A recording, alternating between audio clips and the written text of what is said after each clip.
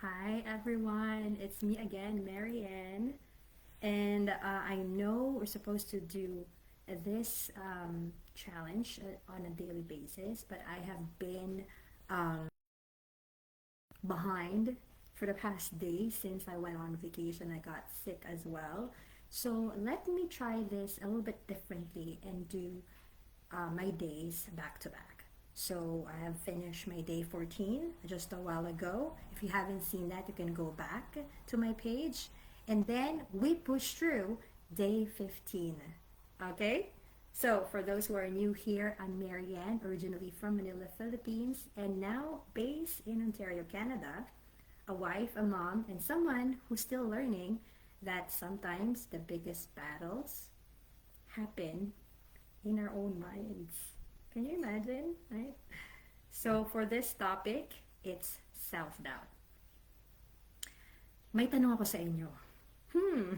Have you ever wanted to do something pero ikaw mismo ang pumipigil sa sarili mo? Maybe gusto mong subukan isang bagong bagay, right? O gusto mo mag-share ng idea mo. Maybe gusto mong bigyan ng chance yung sarili mo, pero biglang may boses sa isip mo na nagsasabing, what if I fail? Or, what if I'm not good enough? Or, this is the biggest one, what if people judge me? This third one actually hit me a bit when I started my online business. So ikaw, nakaka-relate ka ba? Not in just business, but like, in life in general, right?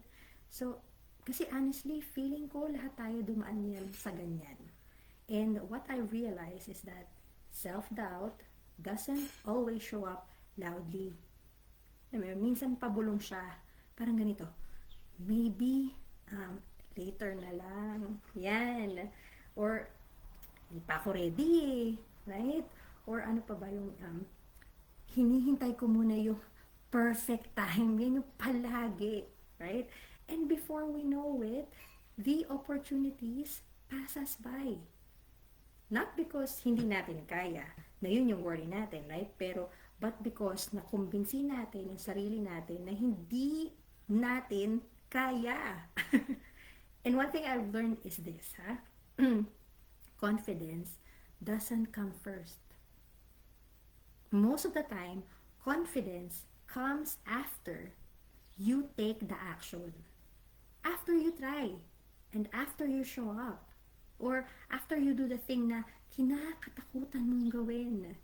Kasi yung iniintay natin na maging 100% na ready tayo, baka matagal pa tayong mag-intay. Honestly yan na.